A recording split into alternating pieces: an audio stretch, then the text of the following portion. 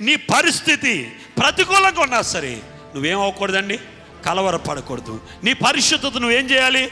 కాపాడుకోవాలి. నీ పరిశుద్ధతను కాపాడుకోవాలి. నువ్వు దేవుని రాజ్యమునికి వెళ్ళాలంటే, ఆయన రెండవ రాకడలో నువ్వు పరలోకములకు ఎత్తబడాలంటే నీ పరిశుద్ధత నువ్వేం చేయాలి? కాపాడుకోవాలి. పరిశుద్ధత లేకుండా నువ్వు ఎక్కడికి వెళ్ళావండి? పరలోకానికి వెళ్ళావు. నీ పరిశుద్ధత ఎవరో వచ్చి కాపాడరండి. నీలో ఉన్న ఆత్మ ఎవరో వచ్చి కాపాడరు. నీలో ఉన్న పరిశుద్ధతను, నీలో ఉన్న పరిశుద్ధాత్ముడిని నీవే కాపాడుకోవాలి. దేవుడు నీకు వరమిచ్చాడు, పరిశుద్ధాత్మను నీలోకి పంపించాడు. నీలోకి వచ్చిన ఆ పరిశుద్ధాత్మను నువ్వు కాపాడుకోవాలంటే నీలో ఏం జరగకూడదు? పాపము జరగకూడదు. పరిశుద్ధత ఉన్న చోట ఏముండదండి? కలవరం ఉండదు.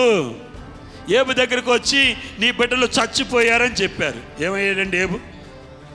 నీ పిల్లలు చచ్చిపోయారని చెప్పాడండి. చెప్తే ఏమన్నాడు ఏబు? దేవుడి నామానికి మహిమ కలుగును గాక. దేవుడు ఇచ్చాడు, దేవుడు తీసేసుకున్నాడు. కలవరపడ్డా? దానియేలుని సింహాల బోన్లో వేస్తారని శాసనం ఉంది. అది కలవరపడి ప్రార్థన చేయటం మానేశాడా? కలవరపడి భక్తి చేయటం మానేశాడా?